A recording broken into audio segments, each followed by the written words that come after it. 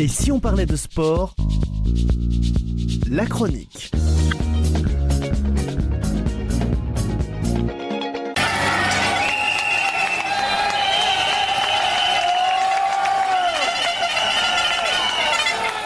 Et nouvelle chronique Voyage au cœur du Tour, on va rendre hommage à une catégorie d'acteurs discrets mais ô combien essentiels du Tour de France, les vieux grognards, comme on les appelait affectueusement. Ces hommes, souvent d'anciens militaires ou professeurs en vacances, formaient l'ossature des équipes techniques de la Société du Tour de France avant l'ère de la sous-traitance généralisée. Et à nos côtés, comme toujours, Jean-Louis Pagès, grande figure de l'organisation du Tour, pour faire revivre ces visages de l'ombre et raconter ce qui a changé avec un peu de nostalgie de ces belles époques du Tour de France. Un tour qui était géré en interne avec des équipes maison. Jean-Louis, bonjour. Bonjour Laurent. Avant les années 80-90, la majorité des postes logistiques étaient assurés en interne. Est-ce que tu peux nous expliquer tout ça ? Oui, alors en effet, tu as employé le mot nostalgie. Bien sûr, il y a de ma part un peu de nostalgie. Ça ne veut pas dire qu'aujourd'hui c'est mieux ou moins bien et qu'avant c'était mieux ou moins bien. C'était simplement différent. Donc à cette époque-là, c'était la Société du Tour de France qui embauchait des saisonniers. Aujourd'hui, c'est des agences d'intérim, mais à l'époque, donc on employait des saisonniers. Et ces saisonniers, donc, étaient souvent donc d'anciens militaires, d'anciens gendarmes, des professeurs qui étaient libres pendant les mois d'été. Et donc ces gens-là venaient sur le Tour pour satisfaire à des missions techniques. Et donc ces gens-là avaient quelques-uns, donc en tout cas les chefs d'équipe, venaient passer quasiment un mois au garage du Tour qui était situé à Évry. Donc on leur affectait un véhicule, une sorte de camionnette, une camionnette avec une boule pour tirer une caravane. Et donc ces gens-là passaient quasiment un mois à aménager cette camionnette en mettant à l'intérieur un lit d'appoint, en mettant un petit réchaud, et surtout évidemment, et avant tout, le matériel dont ils auront besoin sur le Tour pour bricoler, pour mettre en place les différentes structures, notamment les barrières, les panneaux de signalisation, et tracter bien sûr les éléments qui constituent la ligne d'arrivée du Tour, en l'occurrence la ligne d'arrivée. Donc à l'époque on appelait ça le Mirador. Il y avait ensuite le service médical, donc c'était des caravanes, et tout simplement des petites caravanes qui étaient tractées derrière ces camionnettes. Le service médical, il y avait aussi le podium protocolaire. Enfin donc voilà, et ces gens-là donc faisaient partie intégrante de l'organisation, mais avec une passion dévorante pour le Tour. Ils connaissaient ça par cœur. Et évidemment, on leur faisait une confiance absolue. On imagine que ces équipes passionnées se connaissaient finalement très bien tous. Absolument, si tu veux, il y avait un lien indéfectible entre eux. Ils se cooptaient finalement. Donc il y avait, tu l'as compris, un chef d'équipe, mais qui prenait 5, 6, voire 10 personnes dans son équipe. Alors il y avait notamment un professeur de sport qui était du côté d'Évreux, qui lui était chargé de mettre en place les barrières du Tour de France. Et les barrières, Dieu sait s'il y en a 2-3 kilomètres à chaque fois. Donc, qui étaient déchargés des camions. Alors, il y avait les pilotes des camions, mais il y avait ces gens-là qui récupéraient les barrières. Et en l'occurrence, il avait recruté une quinzaine de personnes, entre 10 et 15 personnes, pour mettre en place ces barrières. Mais ils les connaissaient tous. C'était d'anciens élèves, c'était des gens qui étaient disponibles pendant le mois de juillet. Donc, ça créait un lien qui était dense et qui permettait justement de comprendre le travail qu'il y avait à faire sans qu'il y ait nécessairement donc des explications à n'en plus finir. Tu as en mémoire quelques personnages emblématiques de cette époque ? Ah oui, tout à fait. Il y avait donc Jean-Marie Boeck, en fait, c'était le monsieur qui était en charge de conduire le fameux Mirador, la ligne d'arrivée, qu'aujourd'hui on appelle Chronopole. Donc lui, il tractait la caravane ligne d'arrivée. Il y avait son fils qui tracte la caravane médicale. Et donc ce monsieur était responsable donc de ces équipes ligne d'arrivée, de cette équipe ligne d'arrivée, donc médicale, ligne d'arrivée, protocole, et donc il coordonnait tout ça. Et pour le remercier, en tout cas dans ses attributions, il avait la charge également à chaque arrivée d'étape de récupérer le vainqueur de l'étape pour l'amener au podium avec une tenue particulière. Il était habillé, etc. On y reviendra peut-être pour une autre anecdote. Et il y avait également un autre monsieur, moi, qui m'a beaucoup marqué, c'était monsieur Ribeiro. Monsieur Ribeiro, donc c'est le monsieur qui était en charge de la rampe de lancement pour les contre-la-montre. Donc il n'était pas présent sur la totalité du Tour. Et ce monsieur, donc lui aussi avait une camionnette qui était donc de marque Peugeot à l'époque. Dans cette camionnette, donc il avait une rampe de lancement qui était démontée. C'était un petit échafaudage en fait, une plateforme plateforme qui tirait et les éléments qu'il mettait en place, ça a été à l'intérieur de sa camionnette.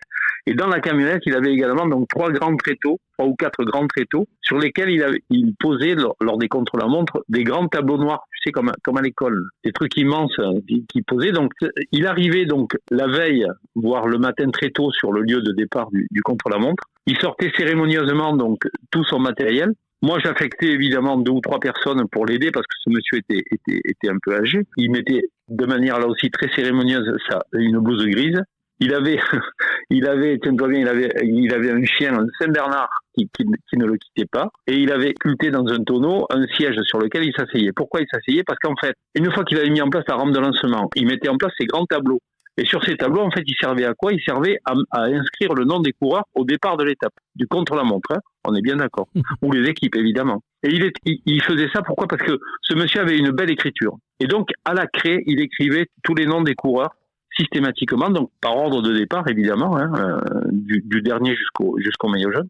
Et à chaque annonce du speaker, il allait marquer et effacer ou modifier le temps de passage de chacun des coureurs. Et évidemment, entre chaque inscription sur le tableau, il s'asseyait dans son fameux fauteuil en forme de tonneau. Et le soir, il repliait son matériel avec l'aide de quelques techniciens que je mettais à sa disposition. Et il repartait jusqu'au contre-la-montre suivant, voire pas du tout. C'était très romantique en fait, et ça fonctionnait finalement. Alors qu'aujourd'hui, évidemment, et c'est normal, il y a tout un tas d'outils informatiques qui permettent avec des tableaux, etc. Évidemment, ça n'a plus le même charme. On passe de ce vieux grognard à ce qui a changé, puisque à partir des années 90, les choses changent. On fait appel justement, tu disais tout à l'heure, à des équipes d'intérimaires. Tout à fait, absolument. Et d'ailleurs, alors le virage en tout cas, années 89, si on recherche dans les archives, le lendemain, donc c'est l'année où Greg LeMond gagne le Tour de 8 secondes devant Laurent Fignon. Et le lendemain, donc la une de l'équipe, on peut la retrouver. La une de l'équipe, en fait, il y a une photo qui fait évidemment le tour du monde avec Greg LeMond, Jean-Paul Olivier, donc qui était présent sur le tour et qui était prêt à interviewer Greg LeMond. Derrière, donc il y a Palka, donc qui est un journaliste de la Voix du Nord que j'ai bien connu. À gauche sur la photo, donc à droite de Greg LeMond, il y a ce fameux Jean-Marie Buck qui est là, et parce qu'il doit récupérer, ce que j'ai dit tout à l'heure, il doit récupérer le vainqueur de l'étape qui était potentiellement Greg LeMond, puisque dans un petit encart sur la première de couverture, on aperçoit Fignon, mais qui est en retard a priori. Et donc le lendemain, donc le lundi, moi je suis au bureau et le patron c'est Jean-Pierre Carenceau qui m'appelle et qui me dit voilà, très bien, bravo, le tour c'était extraordinaire, etc. 8 secondes, enfin le côté sportif. Et il me dit mais il y a quand même une chose qui me gêne. Tu as vu la une de l'équipe? Je dis oui.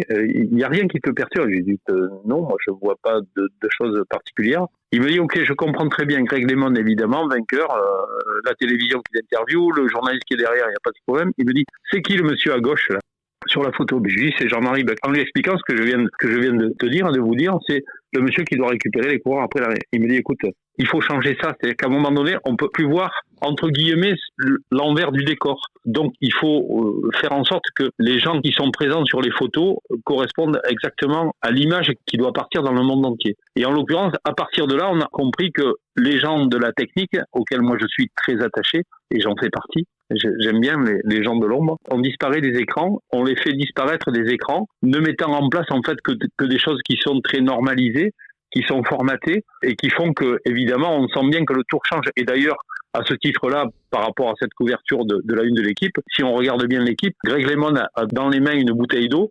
de marque Volvic et on s'aperçoit que l'encart en haut à droite publicitaire, c'est Coca-Cola, la boisson du Tour. Donc là aussi, Jean-Pierre Carenceau me fait remarquer que ça doit plus se reproduire. Donc on sent bien que au travers des grognards du Tour et des gens qui étaient présents et pour lesquels c'était une vraie passion, on maîtrise l'image, on maîtrise la façon de procéder, on fait appel à des prestataires techniques, on fait appel à des sociétés qui sont spécialisées, notamment pour la mise en place des barrières. J'ai évoqué tout à l'heure le fait que c'était d'anciens profs qui installaient des barrières. En l'occurrence, ça a été après une société qui était spécialisée dans la mise en place de barrières et d'aménagement urbain. Donc tout ça se traduit au fil des ans avec cette transformation qui est tout à fait logique et que l'on retrouve dans toutes les entreprises et les sociétés, avec cette perte un peu de charme et oui, une forme de nostalgie, Laurent, bien sûr. Eh ben écoute, je pense qu'il n'y a pas grand-chose à rajouter sur cet hommage. Merci Jean-Louis pour ces bels hommages aux vieux grognards du Tour de France que l'on salue. Des hommes souvent invisibles, mais sans qui la course ne pourrait tout simplement pas exister. Et vous, chers auditeurs, la prochaine fois que vous verrez une rampe de lancement, un portique, une barrière installée au cordeau, pensez à ceux qui, depuis l'aube, ont œuvré dans l'ombre pour que le spectacle sportif ait lieu. Voilà, à la semaine prochaine pour un nouvel épisode de Voyage au cœur du Tour où nous évoquerons les grands départs du Tour de France. Merci Laurent.